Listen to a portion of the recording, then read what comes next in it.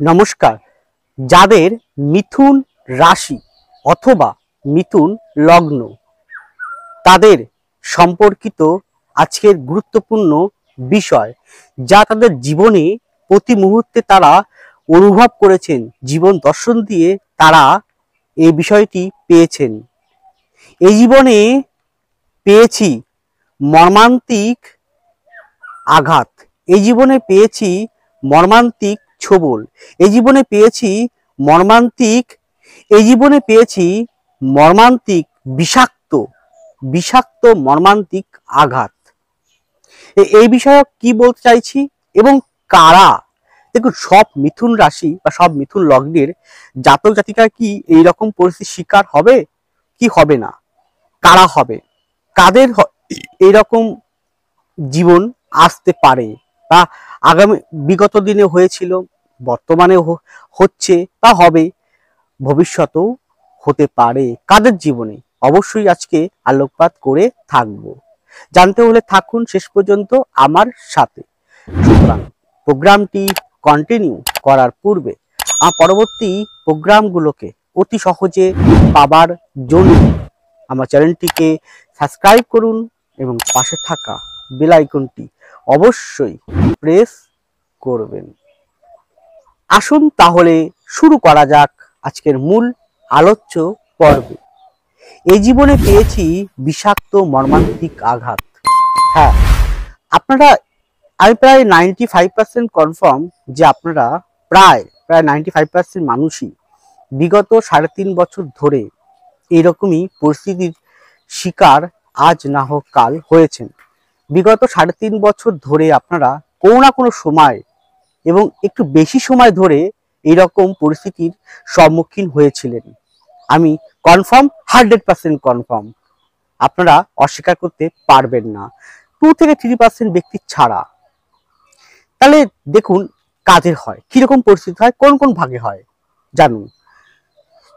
আপনি হচ্ছে আপনার লগ্ন বা রাশি ভাব উল্টো দিকের, অর্থাৎ সপ্তম ভাবে যদি কোনো কারণে কেতু বা রাহু বা মঙ্গল অবস্থান করে, সপ্তম মানে ধনুর ঘরে, সপ্তম ভাবটি যদি পাপ কর্তৃযোগে আবদ্ধ হয়, তাহলে আপনি নিশ্চিত আজ না হোক কাল এইরকম পরিস্থিতির শিকার হবেন, বিষাক্ত মর্মান্তিক আঘাত আপনি পাবেন আজ না হোক কাল কারো না কারো কাছ থেকে।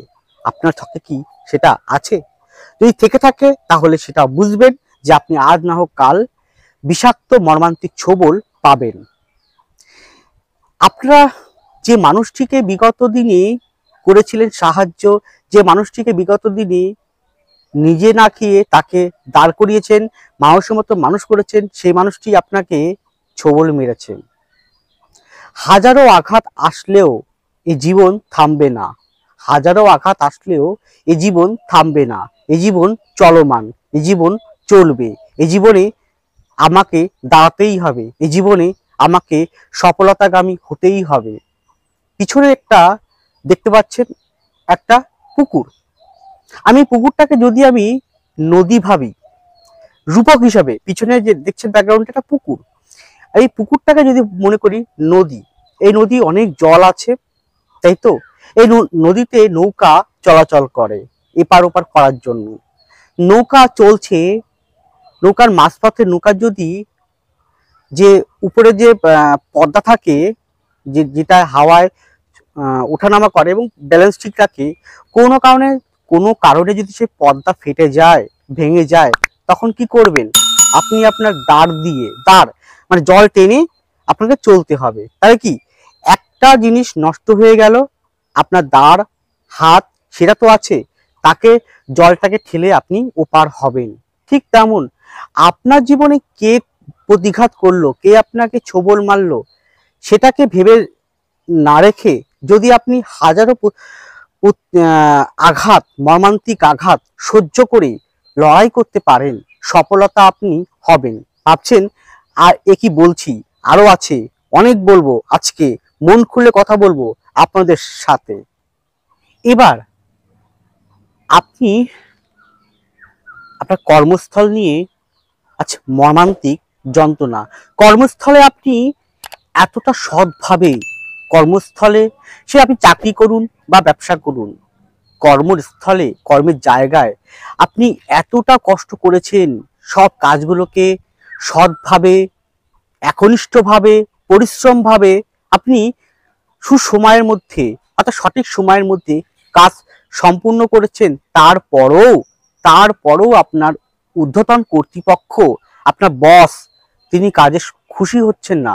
তার সাথে আপনার মতপার্থক্য, ভুল বোঝাবুঝি লেগেই আছে আপনার পিছনে লেগেই আছে। আপনাকে দেখুন, আপনি হয়তো একা চাকরি করেন না, আপনি একা ব্যবসা করেন না, আপনার সঙ্গে আরো অনেকেই করে। আমি চাকরি করি, এখন চাকরি স্থলটাই বলি আমি, আপনি একা চাকরি করেন না, আপনার সঙ্গে আরো অনেকে আছে।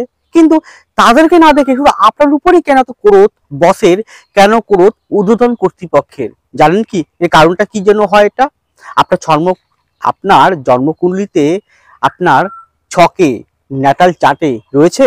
যদি এরকম থাকে যে আপনার দশম ভাবটি হচ্ছে মিন, দশম ভাবের আগের ঘরে শনি বা রাহু, পরের ঘরে ধরলাম কেতু, বা এরকম থাকলো, পাপ কর্তৃযোগে আবদ্ধ, তাহলে আপনি জানবেন কর্মস্থল নিয়ে আপনি মারাত্মক সমস্যা ভোগ করবেন। যত ভালো কাজ করুন না কেন আপনি, যত আপনি মানুষের মানে কাজে সঠিক সময় তুলে দিন না কেন, আপনি সব কাজ সঠিক সময় করার পরও, টার্গেট ফুল করার পরও আপনার ঊর্ধ্বতন কর্তৃপক্ষ আপনার কাজে খুশি হয় না। আরেকটা কারণ হচ্ছে দশম ভাবে অধিপতিকে বৃহস্পতি আর লগ্ন রাশি ভাবে অধিপতিকে বুধ। সেই বুধ বৃহস্পতির মধ্যে 6-8 যদি কম্বিনেশন থেকে থাকে, অথবা বুধের যে লগ্নপতি রাশিপতি তার সাথে রবির যদি কোনো কারণে 6-8 কম্বিনেশন থেকে থাকে, আপনি যত বেশি ভালো কাজ করুন না কেন, আপনি কোনোদিন কাজের ক্ষেত্রে সুনাম প্রশংসা পাবেন না। পাবেন কি, আরো আপনাকে টর্চারিং করা হবে, আরো আপনাকে মেন্টাল ডিপ্রেশন দেওয়া হবে, আরো আপনাকে বলবে যে আপনি সঠিক সময় কাজ করেননি, আরো করুন, ভালো করে কাজ করুন, না আপনাকে আমি চাকরি থেকে বহিষ্কৃত করব, চাকরি আপনার কেড়ে নেব।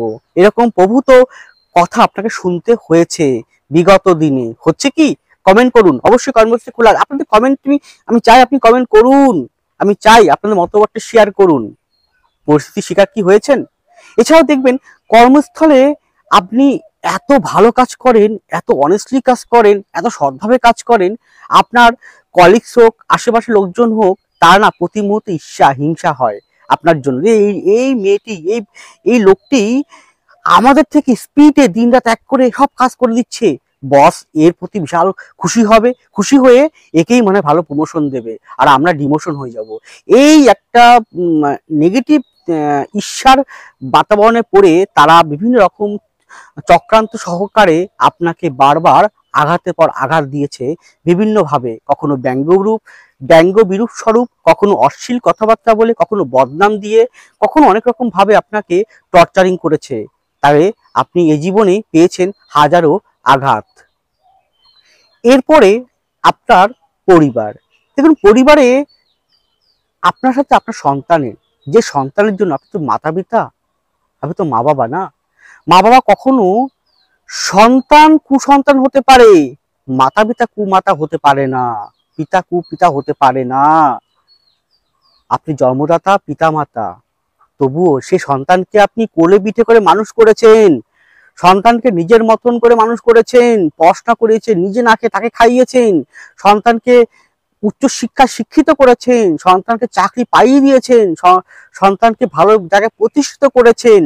কিন্তু সেই সন্তানই আছে কি করলো আপনার সাথে? ছলনা, প্রতারণা, দুর্ব্যবহার, আপনাদের ত্যাগ করে সে বিয়ে করে তার বউর সাথে বা স্বামীর সাথে অন্যত্র রয়ে যাচ্ছে, আপনাকে দেখছেই না ঘুরে ফিরে। কেন জানবেন? এটা হয় কারণ সাধারণত যদি আপনার লগ্নপতি রাশিপতি বুধ এবং পঞ্চমপতি শুক্র কোনো কারণে 6-8 কম্বিনেশন, 6-8 কম্বিনেশন থাকে, বা দুজনের মধ্যে যদি নেগেটিভ ভাবে পাপ প্রতিযোগে আবদ্ধ থাকে, পঞ্চম ভাবটা অথবা লগ্ন ভাবটা, বিশেষ পঞ্চম ভাবটা যদি পাপ প্রতিযোগে আবদ্ধ থাকে, পঞ্চম ভাবটা পাপ কর্তৃযোগে আবদ্ধ থাকে, পঞ্চম প্রতি শুক্র সে নেগেটিভ ভাবে বলবত্তা যুক্ত অবস্থা থাকে, এবং পঞ্চম ভাবে যদি কেতুর অবস্থান থাকে, তাহলে জানবেন এইরকম শিকার আজ না হোক কাল আপনাকে হতেই হবে। তা বলে এটা বলবো না যে আপনি সন্তানকে দেখবেন না, অবশ্যই দেখবেন, আপনার কর্তব্য, আপনার দায়িত্ব, আপনি সেখান থেকে 1 ইঞ্চি 1 বিন্দু মাত্র সরবেন না, আপনি আপনার কর্তব্য করে যান। ঈশ্বর তো আছেন, ভগবান তো আছেন, আল্লাহ তো আছেন, গড তো আছেন, তিনি আপনাকে সুফলটা দেবেন। আর যে সন্তান আপনাকে দেখেনি, আপনারা দুর্ব্যবহার করেছে, আপনাকে প্রতারিত করেছে, মাতা পিতা বলে গণ্য করছে না, তারা একদিন ঔতপ্ত হবে, দগ্ধ হবে, হবেই হবে।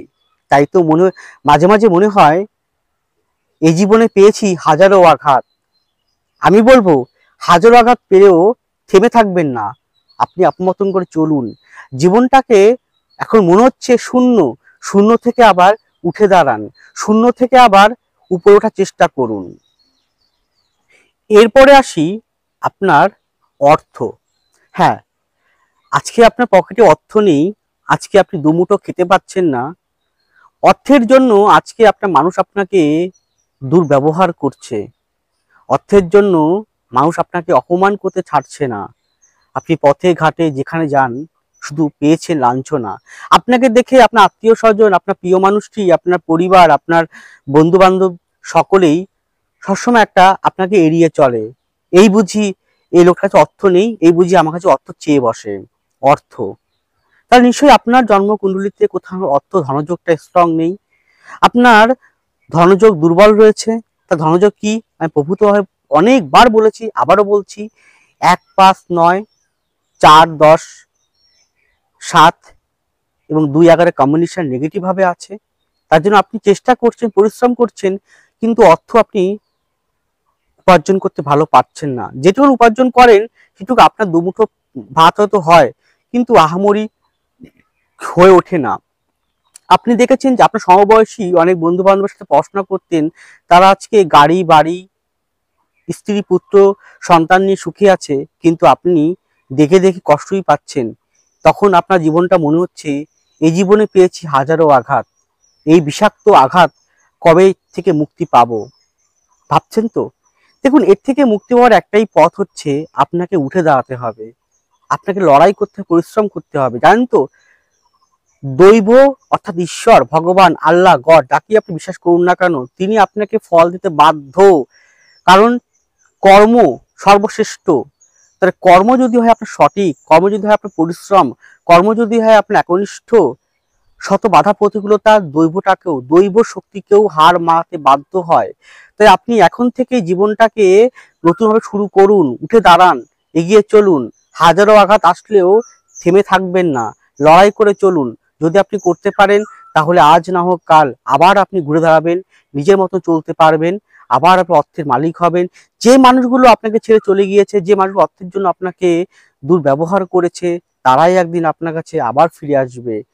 তখন কিন্তু মানুষ চিনে নেবেন। যা এখন চিনতে পাচ্ছেন, তখন মানুষগুলোকে বুঝে শুনে চলবেন। দ্বিতীয়বার সে ভুলটা করবেন না, কারণ অর্থ মা লক্ষ্মী তো চঞ্চলা, সে আজ আছে কাল নেই। তাই অর্থকে সঠিক জায়গায় ব্যবহার করতে হবে, সঠিকভাবে সঞ্চয় করতে হবে। এরপরে আসি প্রেম প্রীতি ভালোবাসা। দেখুন, প্রেম প্রীতি ভালোবাসা সবাই চায়। একটা ছোট 14-15 বছরের ছেলে থেকে শুরু করে একটা 70 বছরের লোকও কিন্তু ভালোবাসা চায়, প্রেম প্রীতি ভালোবাসা। তাহলে প্রেম প্রীতি ভালোবাসায় আজকে আপনি পেয়েছেন প্রথম থেকেই হাজারো দুর্ব্যবহার। আপনি ছিলেন বেকারত্ব, আপনার পকেটে টাকা ছিল না, আপনি ছিলেন অসহায়, আপনার পকেটে নেই কোনো টাকা পয়সা, ধন দৌলত, পোশাক পরিচ্ছদ নেই, নেই কোনো গাড়ি, নেই কোনো বাড়ি। আপনি যাকে ভালোবেসেছেন অন্তর থেকে, সে মানুষটি হয়তো কোথাও না কোথাও চেয়েছিল আপনার কাছ থেকে অর্থ, লালসা, কামনা। হয়তো আপনি পূরণ করতে পারেননি, আপনাকে ছেড়ে চলে গিয়েছে অন্য কোনো ব্যক্তির হাত ধরে। এরকম ঘটনা কি আপনার জীবনে ঘটেছে? অবশ্যই কমেন্ট করুন। তাহলে এটা কেন হয়? এটাও সেম। আপনার পঞ্চম ভাবে যদি কোনো কারণে কেতু বা শনি বা মঙ্গল, রাহুর অবস্থান থাকে, বা সেটা দুর্বল অবস্থা থাকে, পঞ্চম ভাবটা যদি পাপ কর্তৃযোগে আবদ্ধ থাকে, পঞ্চমপতির সাথে যদি লগ্নপতি বা রাশিপতি যদি 8-6 কম্বিনেশন, 8-6 বা 6-8 কম্বিনেশন থাকে, বা 2 বারের কম্বিনেশন থাকে, তাহলে কিন্তু এই ঘটনা ঘটবে আজ না হোক কাল। আমি প্র্যাকটিক্যাল অভিজ্ঞতা দেখেছি, পঞ্চমে কেতু থাকলে, পঞ্চমে যদি কেতু থাকে বা শুক্র থাকে, তাহলে তার ভালোবাসা আসবে ঠিকই, কিন্তু সেই ভালোবাসা টিকবে না, ক্ষণিক অল্পের জন্য এসে বা কেটে বেরিয়ে চলে যাবে। তাহলে মাঝপথে কি দেবে? হাজারো আঘাত দিয়ে চলে যাবে। তাই এরকম যদি ছক আপনার থেকে থাকে, তাকে রেকটিফাই করতে হবে, তাকে সঠিকভাবে আপনাকে অ্যানালাইজ করতে হবে। আগামী দিনে এরকম প্রতিঘাত কি আপনি পাবেন সেটা বুঝতে হবে। আর এইটা যখন যখন গোচরে বা ট্রানজিটে যখন যখন পঞ্চম ভাব বা লগ্ন ভাব রাশি ভাবের সাথে এরকম কম্বিনেশন তৈরি হবে, তখন তখন মর্মান্তিক আঘাত কিন্তু তখন দেবে আপনাকে। তার জন্য ব্যক্তিগত জন্মকুণ্ডলী ও পামটি কিন্তু অবশ্যই বিচার করা প্রয়োজন রয়েছে।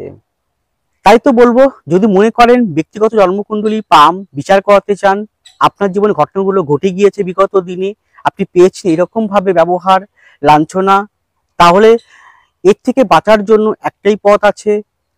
নিজের কর্মটাকে ঠিক করুন, শান্ত থাকুন, স্থির থাকুন, সঠিক কর্ম করুন, পরিশ্রম করুন, পিতামাতাকে ভালোবাসুন, সম্মান করুন, শ্রদ্ধা করুন, ঈশ্বরের প্রতি বিশ্বাস ভরসা রাখুন, আর সঠিক পথপ্রদর্শকের হাত ধরুন, যে আপনাকে সঠিক পথটা দেখাবে। যদি মনে করেন আপনি আমার কাছে কনসালটেন্সি নিতে চান যে কোনো বিষয়ের, তার স্ক্রিনে ফোন নাম্বার যাচ্ছে, ডেসক্রিপশন বক্সে ফোন নাম্বার দেওয়া আছে, যোগাযোগ করুন। আমাকে আপনারা পাবেন প্রতি শুক্রবার উত্তর কলকাতার শোভাবাজার চেম্বার, প্রতি রবিবার হাওড়ার বালি চেম্বার। আসুন, অবশ্যই আপনাকে সঠিক পথ আমি দেখাতে বাধ্য, কারণ এটাই আমার একমাত্র পেশা। তাই পেশাগতভাবে অনুরোধ করবেন, অবশ্যই আপনাকে সঠিক পথ দেখাবো। আবারও বলছি, এই জীবনে পেয়েছি হাজারো আঘাত, এই জীবনে পেয়েছি বিষাক্তময় হাজারো আঘাত, কিন্তু এই জীবন আমি এখানেই থামিয়ে দেব না। এই জীবন আমি চালিয়ে যাব, এই জীবন আমি শেষ দিকে ছাড়বো, এই জীবন সফলতা আমি এনেই ছাড়বো। এরকম মানসিকতা নিয়ে এগিয়ে চলুন। ভালো আপনাকে থাকতেই হবে, সফল আপনাকে হতেই হবে। নমস্কার, জয় মা তারা।